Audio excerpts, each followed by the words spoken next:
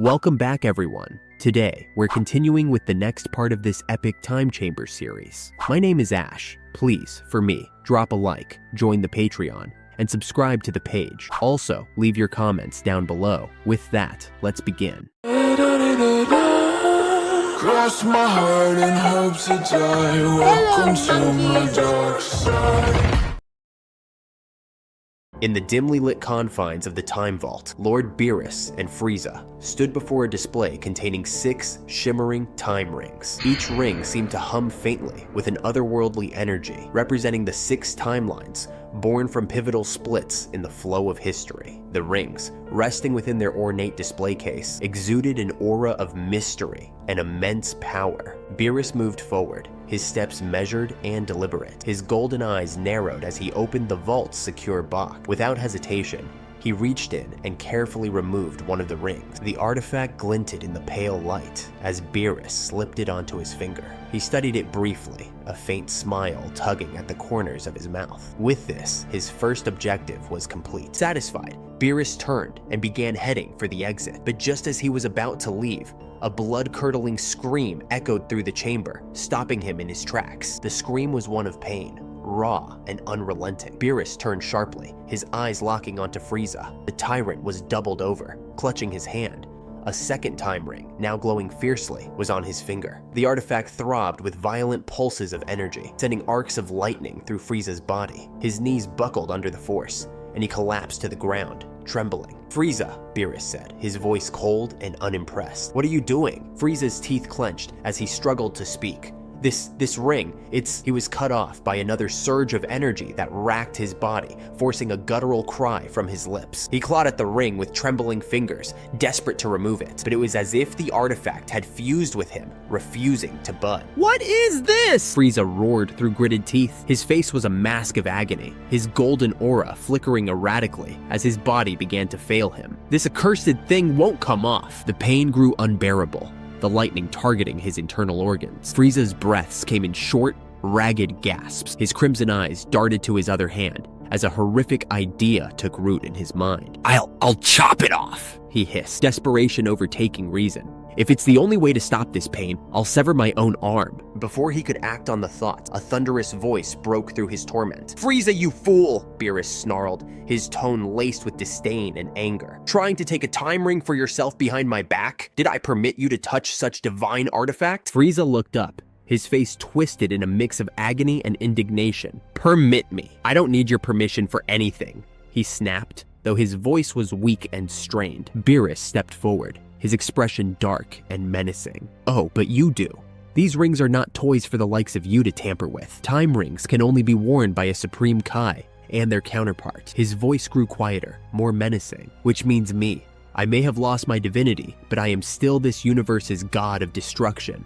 Mortal or not, my title remains intact. There are exceptions, of course, for reasons beyond even my understanding. Our trainees have been able to use the rings, though far less effectively." He paused, his piercing gaze locking onto Frieza's trembling form. "I should leave you to your fate," Beerus said coldly, his voice dripping with indifference. "It's slowly killing you. That's simply how it was designed. If someone unworthy of the title of Supreme Kai, or God of Destruction, dares to wear a time ring, it will destroy them, slowly, painfully. After all, time is not something to be tampered with." Frieza let out another anguished scream as the ring unleashed another jolt of energy, sending his body into violent spasms. His tail lashed against the floor as he clawed at the ring, his defiance crumbling into desperation. Beerus tilted his head, his expression calm yet filled with disdain. "Furthermore," he continued, "I'm still a god of destruction. Did you truly think I would stand idly by and allow you to break such a sacred rule?" Frieza clenched his jaw, his body trembling as he endured the agonizing punishment from the time ring. Despite the overwhelming pain,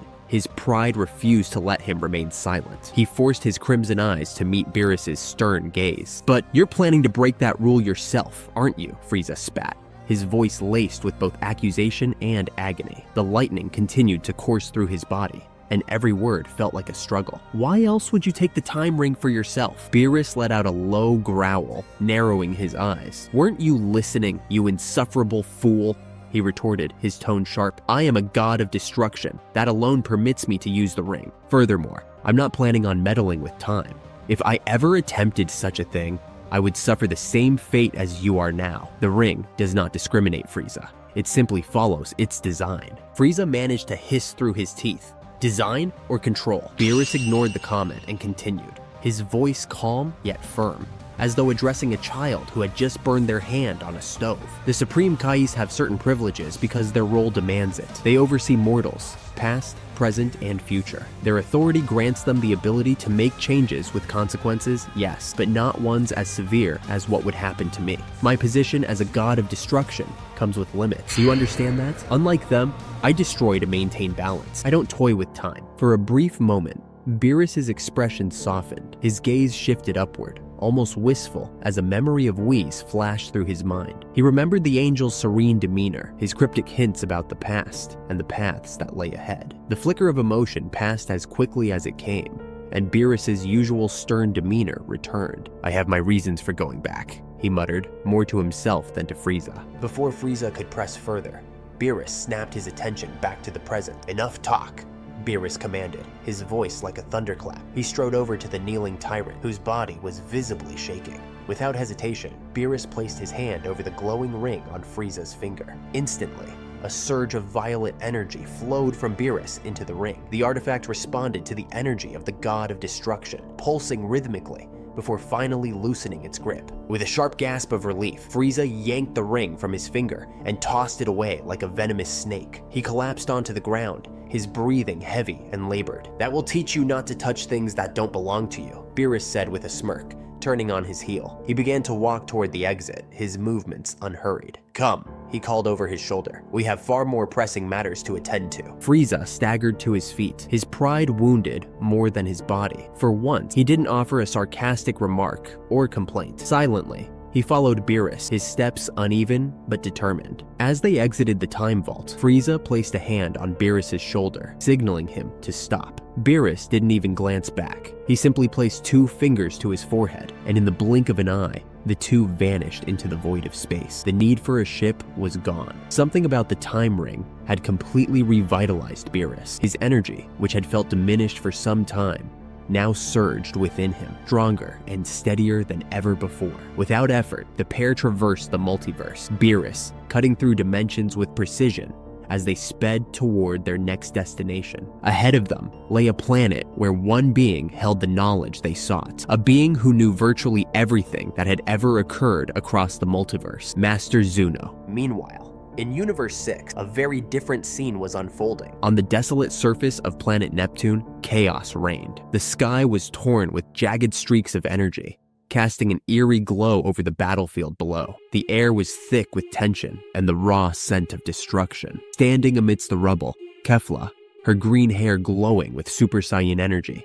panted heavily. Beside her, the burly figure of Champa, the god of destruction for Universe 6, was locked in a life-or-death struggle. Their opponent, however, seemed unfazed. Mephistopheles, one of the primordial demon gods, stood tall, his presence exuding an oppressive power that made even Champa look small in comparison. His crimson skin glistened with an otherworldly sheen, and his eyes glowed with malevolent glee. Champa clenched his fist, his feline face twisted with frustration. He had tried everything, every technique, every ounce of his destructive energy. Nothing had worked. The worst of it was his last attack, a devastating Hakai Blast, his most powerful technique. It had been his trump card, his final gamble to obliterate the demon god, but it had failed. Not only had it failed, but it had also backfired in the worst way imaginable. Mephistopheles had absorbed the Hakai energy, his body swelling with newfound strength. The dark energy now coursing through him made him even more formidable than before. Champa's chest heaved as he glared at his foe, his mind racing. This can't be happening, he muttered under his breath. He had counted on the Hakai to end the battle, to erase the demon from existence. Instead, the attack had given Mephistopheles an edge he couldn't overcome. This is useless, Champa growled, his voice heavy with frustration as he hovered in the turbulent air. His body was battered, his energy reserves dwindling. He has too many unknown abilities. I hate fighting like this. The thought of losing to a foe like Mephistopheles enraged him. Champa's fists clenched, his cat-like ears twitching as he replayed the demon's earlier taunt in his mind. Mephistopheles had sneered, almost mocking him. "You're trying to harm a demon with your own energy." Champa's golden eyes narrowed as the words echoed in his thought. "What does he mean by that?" he muttered, his breath labored. "Is he saying he knows how to wield destruction energy too?" The notion sent a chill down his spine. If the demon god could truly manipulate Hakai energy, then every attack Champa launched would only serve to strengthen him. But before Champa could delve further into his thoughts, a sudden, dreadful sensation washed over him. His body felt heavier, weaker, as though a vital part of his power had been stolen away. His muscles trembled involuntarily. What is this?" he roared, panic creeping into his voice. "My strength, it's gone." The god of destruction barely had time to process the alarming loss of energy before Mephistopheles struck. Moving with terrifying speed, the demon god closed the distance and delivered a backhanded slap so powerful it sent Champa hurtling through the sky like a rag doll. Champa's body crashed into the planet's surface with the force of a meteorite, creating an explosion so massive it was visible from space. The impact carved a crater the size of a continent, dust and smoke billowing into the atmosphere as shockwaves rippled across the barren landscape. "Lord Champa!" Kefla's voice cracked with desperation as she forced herself to her feet. She was trembling, her energy almost entirely drained from maintaining her Super Saiyan 3 form. The immense strain was taking its toll, her muscles quivering as though her body were about to collapse under its own weight. "I must save him!" Kefla whispered fiercely, her voice filled with determination. Her eyes burned with fiery resolve, despite the condition of her battered body. She clenched her fists, mustering the last vestiges of her strength, and charged toward Mephistopheles. But the effort proved too much. As she surged forward, her energy gave out, and the glowing Super Saiyan 3 aura around her flickered and vanished. Worse still, the strain had overwhelmed the Patara earrings that bound her fusion. With a sudden jarring flash of light, the fusion between Kale and Caulifla shattered, splitting the two warriors apart. Both girls collapsed to the ground, utterly spent. Kale's breathing was shallow, her usually timid face frozen in a mask of despair. Caulifla, ever defiant, slammed a fist against the dirt, but couldn't summon the strength to rise. Their fusion had been the only thing keeping them in the fight, and now it was gone. The realization hit them like a death knell. The two sane warriors could already envision their end, helpless against a foe far beyond their power. "This can't be happening," Caulifla muttered weakly, her voice trembling. "Not like this." Mephistopheles observed the scene with mild surprise, though the twist didn't concern him. The fusion had been an annoyance at best, not a threat. Still, the sight of the two girls reduced to trembling, powerless figures stirred something in the primordial demon god. A smirk spread across his face. "How pitiful," he said, his voice dripping with mockery. "You were helpless before, and now you're not even worth stepping on." He raised his clawed hand, his crimson skin glowing faintly in the dim light. "Don't worry," he continued, his tone mockingly gentle. "I'll end your misery quickly." At his fingertips, a massive sphere of destruction energy began to form, swirling with chaotic power. The sphere grew rapidly, its violet glow casting an eerie light over the battlefield. The energy radiating from it was suffocating, making the ground tremble beneath its weight. Kale and Caulifla exchanged a glance, their eyes wide with terror. Their bodies were too drained to move. It felt as though they were bolted to the ground, their limbs refusing to obey their will. They could do nothing but watch as the massive ball of energy descended toward them. 3, 2, 1. Mephistopheles counted softly, savoring the moment. The destruction sphere struck the planet's surface, sending out a blinding flash of light. For an instant, it seemed as though everything would be annihilated. But then, something completely unexpected happened. The energy from the sphere began to swirl violently, as though it had been caught in a vortex. The light dimmed, and the chaotic destruction energy seemed to freeze in place, defying all logic. Even Mephistopheles' smug expression faltered, his eyes narrowing in confusion. What is this?" the demon god muttered, his voice tinged with unease. Lord Champa rose shakily to his feet, his body battered and weakened from Mephistopheles' relentless assault. Blood trickled from the corner of his mouth, and his breathing came in short, labored gasps. Yet his golden eyes burned with a ferocity that even the heavens would not dare challenge. The god of destruction had made his decision. He was going to use it, the technique he had sworn never to unleash under any circumstance. The ultimate power hidden within him, a forbidden move so devastating it came with an unpayable cost, his own life. There was no hesitation in his voice as he shouted, Multi-domain expansion. His raw power erupted in a blinding explosion of energy. The air itself trembled, bending and twisting under the weight of his unleashed might. Come forth, void of eternal obliteration. The sky tore apart, plunging the world into pitch-black darkness. Every star in the heavens vanished, swallowed by an endless abyss. The battlefield was no longer a place of fractured earth and burning skies. It had become a void, an enclosed space ruled by Champa's will alone. Caulifla and Kale, battered and bruised, looked up from the jagged crater where they knelt, their breath caught in their throats as they gazed upon the terrifying spectacle. Moments ago, they had believed they were at the end of their journey, powerless to stop the destruction headed their way. Now, they stared in stunned awe at Champa, who stood as their final hope. Champa's appearance had transformed. His once plump, feline feature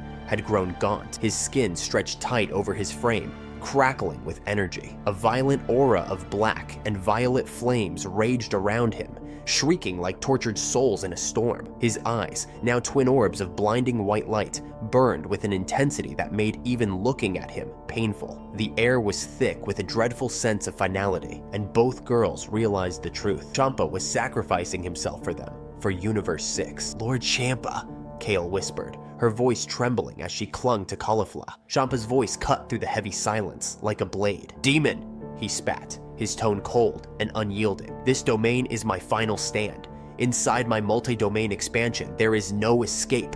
No help will come for you. Here, the laws of time and space bend to my will alone. Inside this void, I am a god among gods, and you are the unlucky fool who dared to be trapped here with me. High above, Mephistopheles hovered, his crimson eyes narrowing as he surveyed the warped reality around him. The primordial demon god, who had so easily absorbed Champa's strongest attacks moments ago, now seemed unsettled. The air around him was heavy and oppressive, an invisible force pressing down on him with each passing second. The planet's surface below them fractured further, splitting into massive cliffs that glowed faintly with destructive energy. The demon's lips curled into a strained smirk. You believe you can end me, false demon? Mephistopheles scoffed, though his voice lacked its usual confidence. You're nothing more than a pale imitation of true power, a child taking their first steps into the abyss. He extended a clawed hand, his aura flickering dangerously. Did you forget, Champa?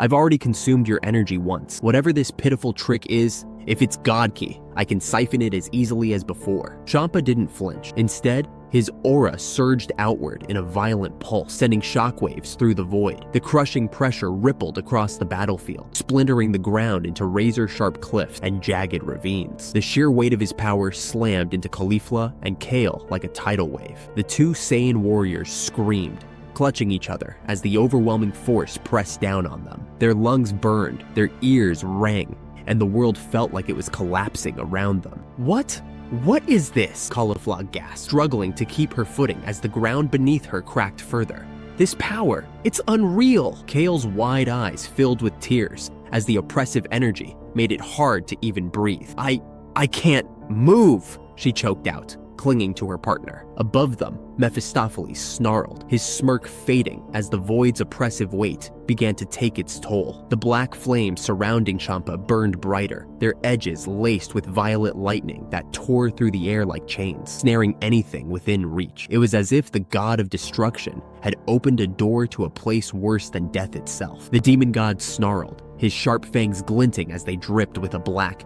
viscous energy that seemed alive. His crimson eyes darted around the suffocating darkness, his breaths growing more ragged with every passing second. He tried to step forward, his massive frame rippling with power, but the very air inside this cursed domain pushed back against him. Each step was a monumental effort, as though the void itself sought to crush him into nothingness. What is this magic? Mephistopheles growled, his voice tinged with frustration and disbelief. His clawed hands twitched as he struggled against the invisible force pressing down on him. No, this has to be a trick. His words were defiant, but his tone betrayed his rising unease. Champa remained silent for a moment, his skeletal form illuminated by the swirling black and violet flames that surrounded him. His energy pulsed like the heartbeat of a dying star, ominous and foreboding. Finally, he spoke, his voice hollow and distant, carrying the weight of finality. This is my multi-domain expansion. He raised a trembling hand, his aura flaring brighter with his words. It is not magic,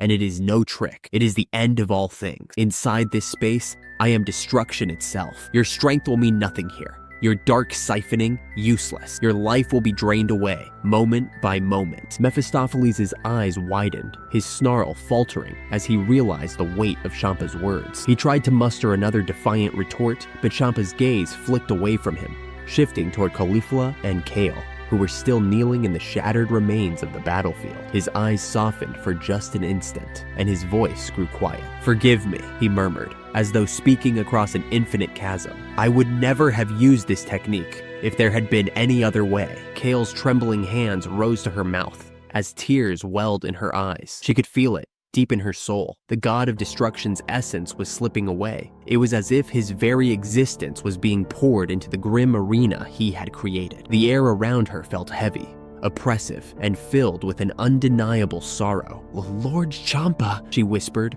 her voice shaking. "What are you doing to yourself?" She couldn't understand the full mechanics of what was happening, but she knew one thing with certainty. Champa was dying. The power required to sustain this technique was eating away at him, devouring his life force like a ravenous beast. Her heart ached to see the once proud god reduced to this, a sacrifice made for their sake. Caulifla clenched her fist, anger and despair warring within her. She pushed herself to her feet, though her body screamed in protest. Her knees buckled slightly, but she forced herself to stay upright. He's sacrificing himself," she said, her voice tight with emotion. Her eyes burned with unshed tears, but her expression remained defiant. No, we can't just let him do this." Yet deep down, she knew there was nothing they could do. Their bodies were too battered, their energy reserves completely drained. All they could do was watch, powerless. In the distance, Mephistopheles spat a mouthful of blackened blood onto the ground. The toll of being within the multi-domain expansion was beginning to show. His towering form,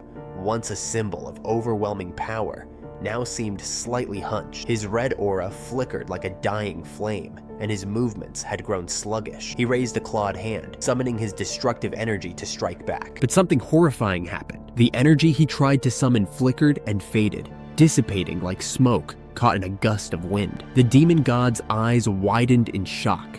The realization hit him like a thunderbolt. The domain wasn't just trapping him, it was draining him faster than he could regenerate. Even his dark siphoning, his most reliable weapon, was useless here. His power was slipping through his fingers, draining away like water from a shattered vessel. "No!" Mephistopheles growled, his voice trembling with frustration. He curled his hands into fists, his claws digging into his own palms. "This can't be. I am a primordial demon god. This shouldn't be possible." Desperate, he lunged at Champa, his monstrous body surging forward in a final attempt to end the god of destruction before his strength gave out entirely. His clawed hand sliced through the air, aiming directly for Champa's heart. But just as his strike was about to land, Champa's body vanished, dissolving into a flare of black and violet light. Mephistopheles' claw struck nothing but empty space. "What?"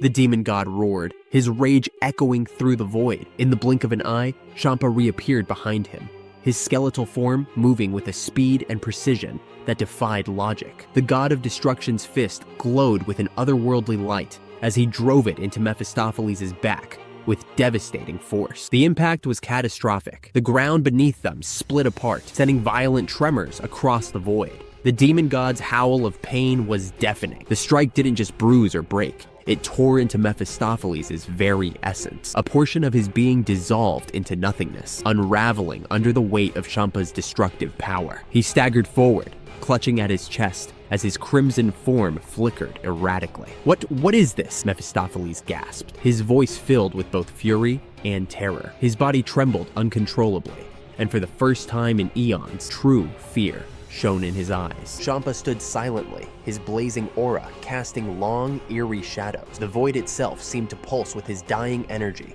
every moment bringing him closer to the edge. Champa's voice boomed like thunder, resonating across the suffocating void. "Within my void of eternal obliteration," he roared, his tone filled with unshakable resolve. "You do not simply lose strength, you lose the very right to exist." His words carried the weight of absolute finality, sending ripples through the swirling blackness of the domain. His breaths were heavy, each one taking more effort than the last. He could feel his life force burning away, consumed by the infinite destructive energy coursing through him. This was power he had always sworn to avoid, power that came at an unbearable cost. But now, with no other option, he had fully unleashed it. Caulifla and Kale clung to each other, their battered bodies trembling as they crouched on the fractured ground. The crushing pressure of the two titanic forces made the air almost impossible to breathe. They stared at Champa in a mixture of awe and terror. They wanted to cry out, to plead with him to stop, but the words caught in their throats. Deep down,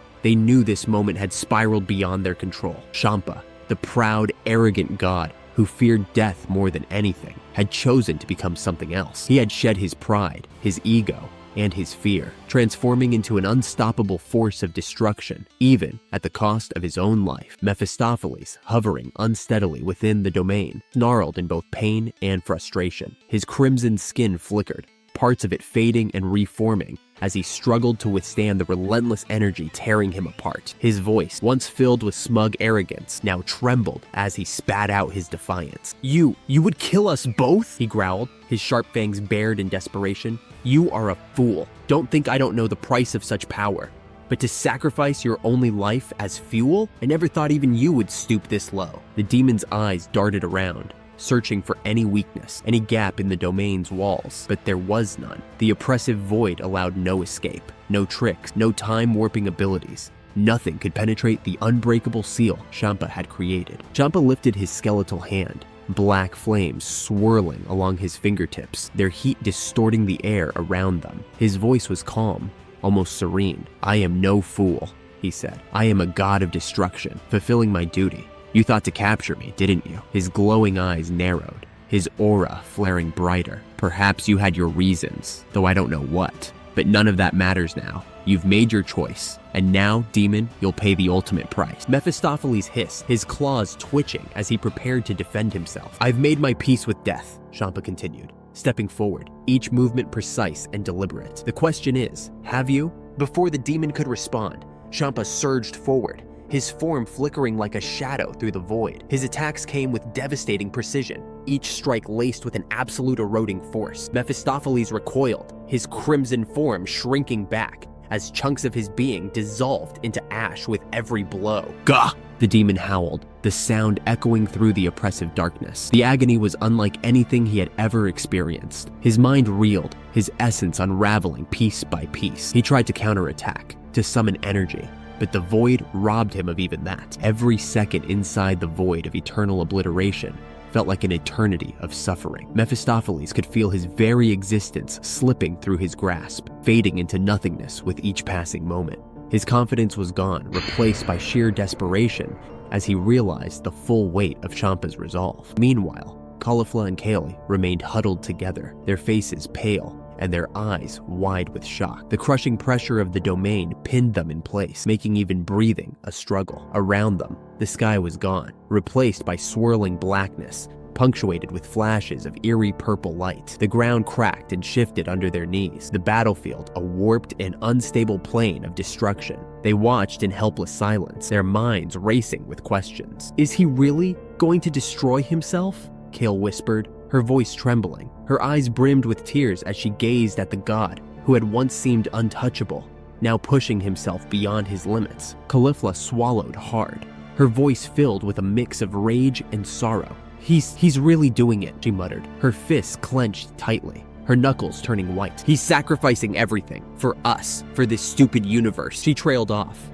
her voice cracking under the weight of her emotions. The memories came rushing back. Champa, always so arrogant, forcing them into tournaments for his own entertainment. The same god who risked their entire universe just to satisfy his ego in the tournament of power. The one who had once seemed incapable of caring about anyone but himself. And yet now, here he was, throwing everything away to protect them. Champa showed no sign of hesitation. His skeletal form radiated pure destructive energy, his black and violet aura burning brighter with each passing moment. He could feel his body shedding its mortal shell, piece by piece. The cost was unbearable, yet he pressed forward. He knew there was no turning back. Once the void of eternal obliteration was activated, it could only end with his death. That was its ultimate price, the reason he had never dared to use it before. But now, with no other options, Champa had made his choice. Mephistopheles howled, his voice raw with a mix of rage and desperation.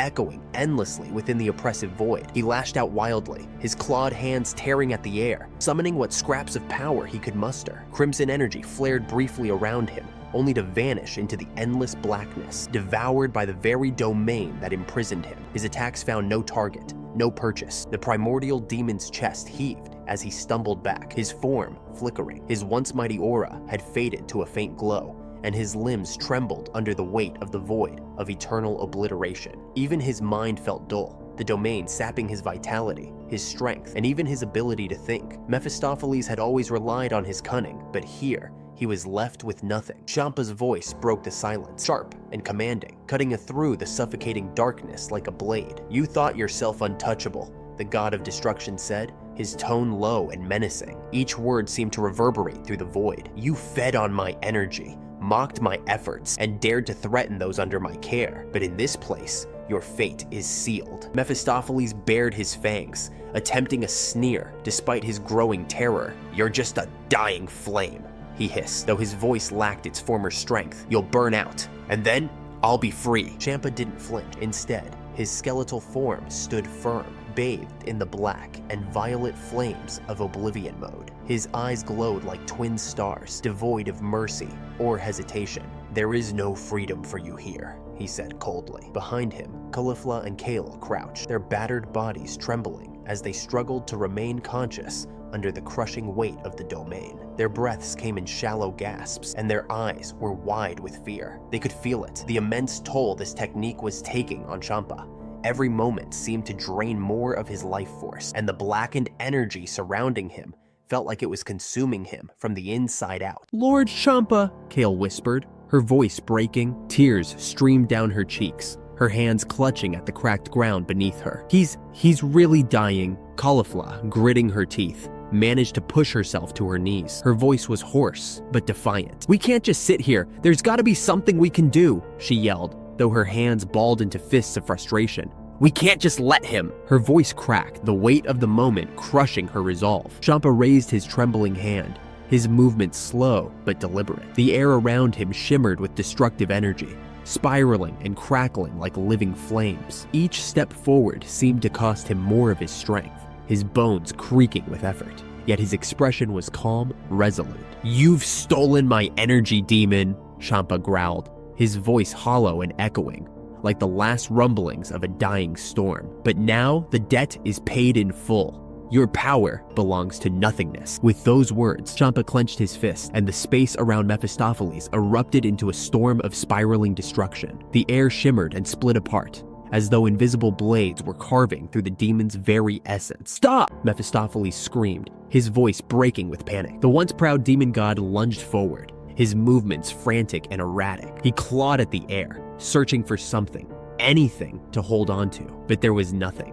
The void of eternal obliteration was absolute. No matter where he turned, there was only emptiness. The spiraling currents of destruction peeled away at him, layer by layer, as though his very existence were being unraveled thread by thread. "This can't be happening," Mephistopheles roared, his voice trembling as pieces of his crimson form dissolved into ash, carried away by the swirling winds of oblivion. His regenerative powers, his dark siphoning abilities, even his cunning, all were rendered useless. For the first time in eons, he was truly powerless. The demon god coughed violently, his once mighty form breaking apart, as though he were a brittle sculpture crumbling in slow motion. Jagged fragments of his body floated away into the endless void, like dust scattered in a windless vacuum. His crimson eyes were wide with terror, the defiance in them replaced by dawning realization. What have you done?" he choked, his voice trembling. Fury flickered weakly before giving way to pure panic. He raised his clawed hands, trying desperately to summon destructive energy, to twist reality itself in his favor.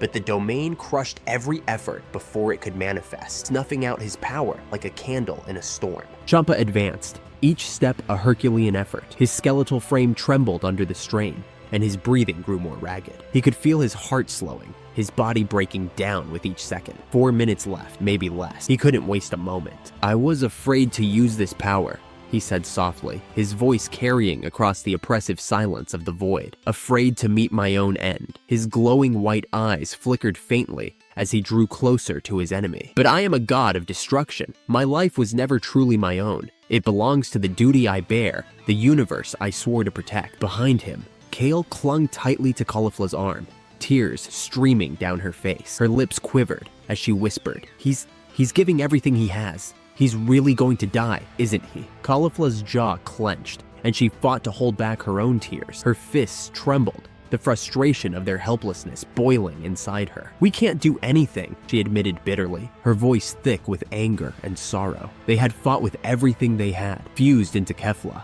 and pushed themselves to the brink, yet none of it had been enough. In the end, only Champa could stand against Mephistopheles, and the price was beyond comprehension. Mephistopheles' form flickered, his massive frame writhing as chunks of his body dissolved into nothingness. A snarl escaped his lips, desperate and hollow. "If I perish here," he spat, his voice filled with venom and despair, "then I will make sure you suffer first." With one final surge of his dwindling energy, the demon god hurled himself forward, his hands glowing with a sickly green light. The attack expanded outward in a chaotic burst, threatening to rip through the domain itself. But the void of eternal obliteration would not be so easily undone. Champa's movements became impossibly fluid, as though the domain itself guided him. He ducked low, his skeletal frame weaving beneath the attack with eerie precision. The unstable energy rippled past him, dissipating harmlessly into the endless void.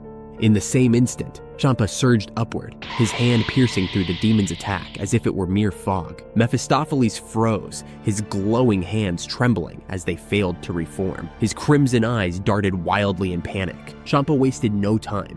With his remaining strength, he delivered a devastating strike, a blow not just of physical force, but of pure destruction itself. It was the embodiment of his divine power, a force that reduced all things to nothingness. The impact was silent, but its effect was absolute. Mephistopheles didn't explode, nor did he scream. His form simply unraveled, as if his very existence had been undone. Shreds of his essence were torn apart, disintegrating into non-existence, as though he had never been.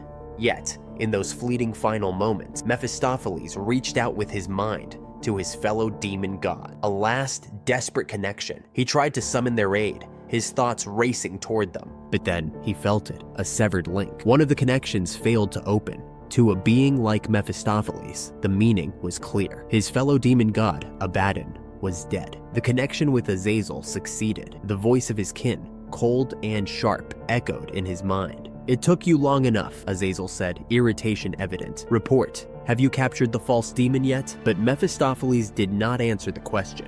Instead, his voice, weak and fading, carried only two words. "Avenge me." "What are you saying?" Azazel snapped, his tone shifting to confusion and alarm. "Mephistopheles! Mephistopheles, respond!" But the connection was already severed. Mephistopheles was gone, his essence erased entirely. Caulifla and Kale stared wide-eyed at the space where the demon god had stood. There was nothing left, not even a trace of his energy. The terrifying, seemingly unstoppable nightmare had ended in an instant, as though it had never been real at all. And then their gaze turned to Champa. The god of destruction stood amidst the fading flames of his oblivion mode, his skeletal form swaying unsteadily. The black and violet energy that had surrounded him began to flicker and dim, signaling the toll this technique had taken. His eyes, once blazing with destructive power, now struggled to stay open. He was running out of time. 3 minutes, perhaps less. He could feel his essence draining faster than before, his life slipping through his fingers like sand. The void of eternal obliteration still surrounded them, sealing them off from the universe beyond. The demon was gone,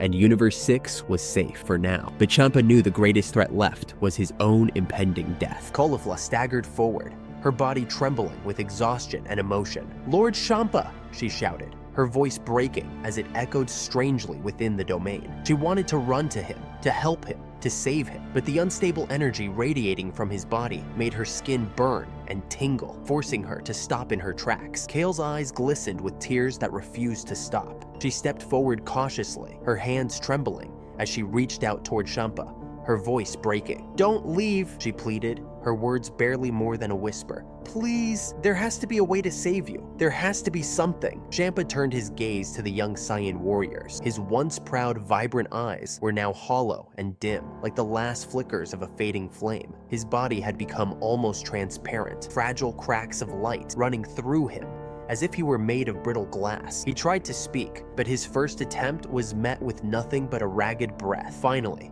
after a painful moment, he found his voice. "It's done," he said softly, his tone heavy with finality. "The demon is no more." He paused, his knees buckling slightly as he fought to remain upright. His hand, trembling and barely solid, looked alien even to him. The outline of his fingers flickered faintly, and he stared at them with a bittersweet expression. "I knew from the moment I created this domain that I would die here. That was the price I was willing to pay." Caulifla's fists clenched tightly, her knuckles white as her frustration and sorrow built to a boiling point. "No, there has to be something, anything," she shouted, her voice shaking with desperation. "We can't just let this happen." But Champa shook his head slowly, the motion calm but unyielding, halting her protest. His voice softened, growing weaker with every word. "Listen to me," he said, his tone almost fatherly, a rarity for the once boastful god. "You must remember what happened here. When this domain collapses, you will be free. Universe 6 still needs protectors, and it seems the two of you have a spark." His lips curved into the faintest smile. "Do not let it go to waste." Kale choked back a sob as tears spilled freely down her cheeks. The weight of his sacrifice pressed on her chest, making it hard to breathe. Her legs trembled as she took another hesitant step closer, her hand outstretched toward Champa's fading form. "Please," she whispered, her voice quivering with heartbreak. "Don't go." Champa's breathing grew more labored, each inhale shallow and strained. The darkness around them flickered erratically as the domain began to weaken. Tiny fissures of dim light appeared in the void, spreading like cracks in a breaking mirror. His grip on the technique was slipping. Caulifla's sharp eyes darted around as she noticed the cracks. Panic flooded her voice. "The domain! It's breaking!" she exclaimed, her tone frantic. Her gaze shot back to Champa. "If it collapses too soon, what happens to us?" Champa managed a ghost of a smile, the weary curve of his lips more reassuring than it should have been. "You will live," he promised, his voice gentle but resolute. "That much I can do for you." The two sane girls could only hover, helplessly, watching as the god of destruction, their god, slowly faded away. Each second felt like an eternity, a knife twisting deeper into their heart. They wanted to scream, to demand the universe itself to intervene, to spare him, yet they could do nothing. Champa's body began to fragment, pieces of his form breaking apart into shimmering motes of light that floated into the thinning darkness. The black flames surrounding him sputtered and dimmed as the void of eternal obliteration neared its end. The demon was gone. The battle was over. But the cost was too high. As the domain trembled and crumbled like fragile parchment, Caulifla stumbled forward, her legs barely able to carry her. Her voice cracked as she called out, "Lord Champa!" The unstable energy still radiating from him made her skin tingle and burn, forcing her to stop just short of touching him. Champa's flickering eyes turned toward her one last time. His focus was slipping, his essence unraveling with each passing moment, yet he forced himself to answer. "Because," he began, his voice faint and strained, as if carried on a dying wind. He paused, his gaze distant, but his final words were steady, resolute. "Because I'm a changed man." And with that, the entire domain shuddered violently. The swirling darkness around them collapsed inward, and the last remnants of Champa disintegrated into light, leaving only silence behind. The scene shifted abruptly to the Neil realm, a bleak and desolate dimension untouched by the passage of time. It was a place of ancient power, where even gods and mortals feared to tread. Once a forgotten plane, it now served as the stronghold of Zarama, the first mortal, and Azazel, the last of the primordial demon god. Azazel stood in the vast, hollow expanse of his base, his expression a mask of cold disbelief. He had felt it, another link severed, another comrade fallen. For the first time in eons, a flicker of uncertainty crossed his features. "Mephistopheles?" Azazel muttered, his voice low and sharp. His hands tightened into fists as he processed the loss. Two primordial demon gods had fallen in less than a month. For beings that once stood as the pinnacle of power in the multiverse, such losses were unimaginable. A few millennia ago, the primordial demons had been second only to the angelic race in strength and influence, titans who dictated the balance of existence itself. Now, they were dwindling, their numbers falling like brittle dominoes. Azazel's eyes narrowed as his mind raced. His plan to revive the demon race, already delicate, was now teetering on the edge of collapse. Mephistopheles had been a key part of his schemes, and now— "This is unacceptable," Azazel growled, his voice laced with cold fury. He straightened, his towering form emanating an aura of malevolence that seemed to stretch across the realm itself. Yet in the depths of his mind, even Azazel could not deny the truth. His once invincible race, the primordial demons, was fading. For the first time in countless eons, Azazel felt the sting of desperation. "How can this be?" Azazel roared, slamming his fist into the cold, unyielding floor of the Nil realm. The force of his blow sent deep cracks spiderwebbing through the dark surface. His crimson aura flared briefly, a reflection of his boiling frustration and disbelief. The outburst caught Zarama's attention. The ancient mortal, seated in quiet contemplation just moments before, turned his piercing gaze toward the last primordial demon god. "What's the matter, Azazel?" Zarama asked calmly, his tone carrying an air of detached curiosity. "Have they captured the false demon yet? They've been gone for quite some time." Azazel straightened, his eyes narrowing as he addressed Zarama. His voice was sharp, tinged with barely contained rage. "It turns out Mephistopheles is dead." The revelation hung in the air like a thunderclap, and even Zarama, stoic and calculating, paused in visible surprise. His expression flickered with a rare trace of unease before settling back into his usual calm demeanor. "Dead?" Zarama repeated, his voice carrying a note of skepticism. "Mephistopheles may have been the weakest of us, but he was still a primordial. The thought of two primordial beings being killed in such quick succession, it's troubling." He tapped his finger against Belmod's unconscious form, his expression darkening. The body of the former universe, 11 god of destruction, lay limp at Zarama's feet, his chest barely rising with shallow breath. Belmod had been subdued and dragged to the Nil realm for one purpose: to have his divinity absorbed by Zarama. Zarama's voice took on a thoughtful tone. "This changes things. If beings exist who can slay primordial demon gods, then they are a threat to more than just the demon race. It would seem our enemies are far stronger than we anticipated." Azazel's claws flexed involuntarily, his frustration mounting.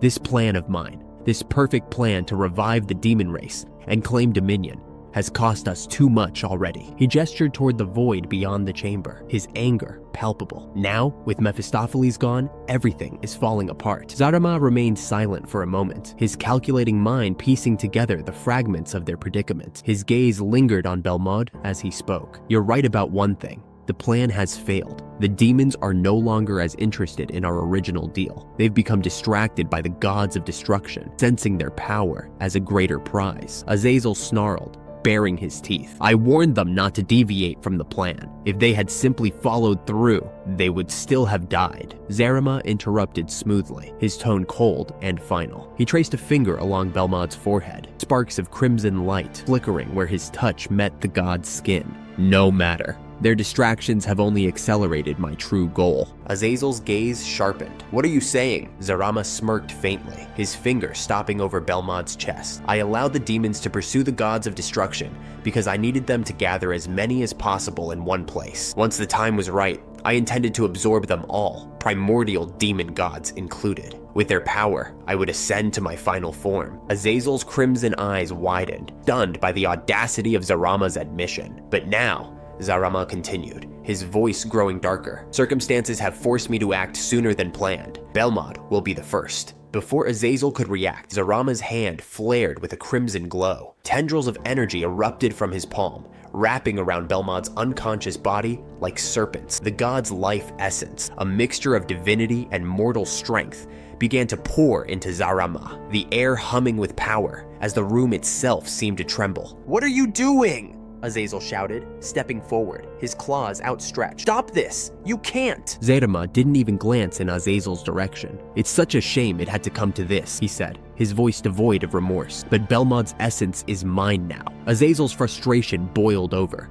his aura flaring violently. "Stop! You don't understand. If you absorb him, then there is no way for me to revive my race." Zarama's lips curled into a mocking smile as he glanced at the demon god. "Your race? Your precious demon race? You mean nothing without me. If you want to save them, Azazel, then fulfill your promise. Bring me the power I desire. Find the strongest beings across the multiverse. Pull them from dimensions if you must, and feed them to me." Azazel's hands trembled with restrained fury. He wanted to lash out, to rip Zarama apart for jeopardizing the last hope of the demon. But Zarama's cold, calculating eyes pinned him in place, radiating a dominance that even the primordial demon god could not ignore. Azazel let out a low growl before bowing his head slightly, his voice filled with reluctant submission. As you wish. Closing his eyes, Azazel extended his senses, his consciousness stretching across the vast expanse of the multiverse. He began searching, seeking out the strongest warriors, gods, or entities whose power could satiate Zarama's insatiable hunger. Zarama smirked, his hand continuing to drain Belmont's life essence. Good, he murmured, his voice dripping with satisfaction. Soon, everything will be as it should. Azazel's crimson eyes glinted as his key senses extended across the vast multiverse, seeking out a viable target. A flicker of recognition passed through his mind when he located Frieza, but the tyrant wasn't alone. Frieza was traveling alongside none other than Beerus, the same false demon that Abaddon had foolishly pursued and lost his life trying to capture. Azazel's lips curled into a sneer. The two were quite far away, outside the scope of his instant travel. Azazel's ability to teleport allowed him to traverse the multiverse instantly, but only to places he had visited before. While he had been to the universe where Beerus and Frieza were headed, their exact location was unfamiliar to him. Both of them were currently en route to Zuno, the omniscient being who knew everything. To reach them without instant travel would take days, time he simply didn't have. The longer Azazel failed to bring Zarama the power he craved,